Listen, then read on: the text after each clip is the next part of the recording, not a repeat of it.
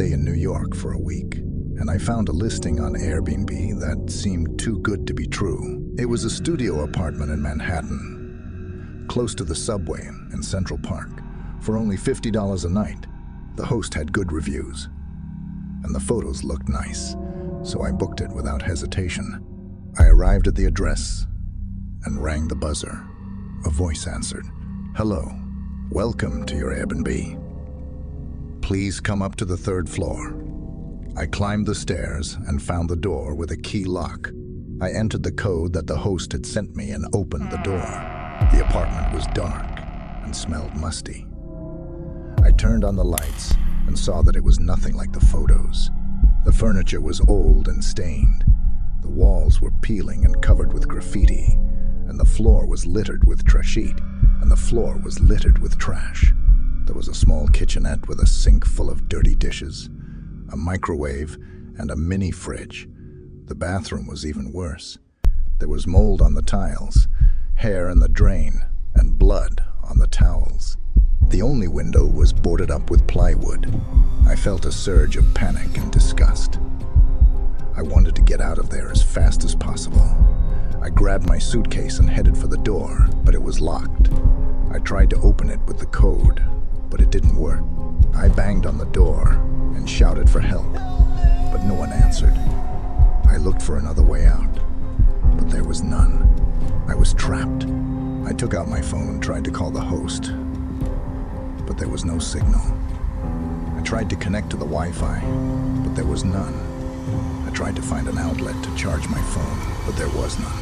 I realized that I had been scammed. The host had lured me into a trap and cut off all communication. I started to hyperventilate and cry. I didn't know what to do, or what would happen next. I wondered if anyone would ever find me, or if I would die in this hellhole.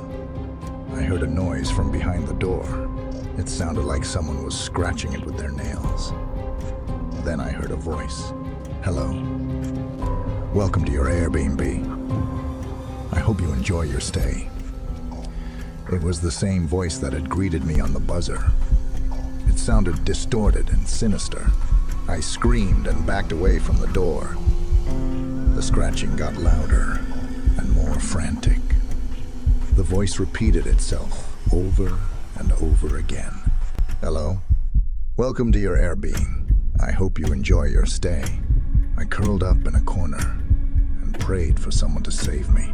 Then I heard another noise from above me. It sounded like footsteps on the ceiling. I looked up and saw a hole in the plaster. A pair of eyes peered down at me from the darkness. "Hello. Welcome to your Airbnb. I'm your host," the voice said, with a twisted smile. I felt a cold hand grab my ankle and pull me up. My heart raced, and a scream caught in my throat as I was lifted off the ground. I kicked and thrashed, desperate to break free from the grip that was dragging me toward the ceiling. The apartment seemed to twist and contort around me, the walls closing in as the voice grew louder and more malevolent. The eyes in the ceiling stared unblinkingly, their gaze piercing through my very soul. I was trapped in a nightmare from which there was no escape.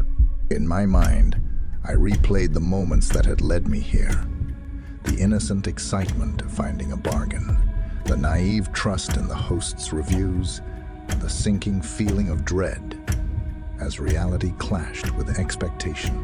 As I was pulled closer to the ceiling, the voice's words became a haunting chant, a cacophony of torment that echoed in my ears. And just when I thought I could bear it no longer, the grip released and I fell to the floor, gasping for air. The apartment was empty. The scratching and voices had ceased. But the terror remained, etched into my mind like a scar. I scrambled to my feet, my heart still racing, and rushed to the door. With trembling hands, I punched in the code, praying that it would work this time.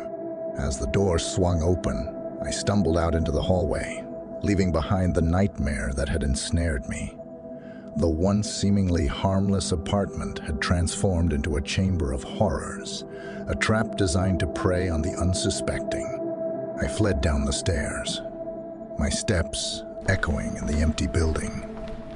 The air outside was cold and unforgiving, but it felt like a breath of freedom. I hailed a passing taxi and climbed in, glancing back at the building that had held me captive. The driver's eyes met mine in the rearview mirror, and he asked, "You all right, miss?" I nodded, unable to find my voice. The horror of that night still fresh in my mind. The city lights flashed by as we sped away, and I knew that I had escaped a fate worse than I could have imagined. But even as I left that place behind, I couldn't shake the feeling that the echoes of that twisted voice and the eyes in the ceiling would forever haunt me. A reminder that not everything is as it seems, and that darkness can lurk even in the most ordinary of places. And so, as the city faded into the distance, I clung to the hope that I had left that nightmare behind. But deep down, I knew that its ghostly presence would forever linger in the shadows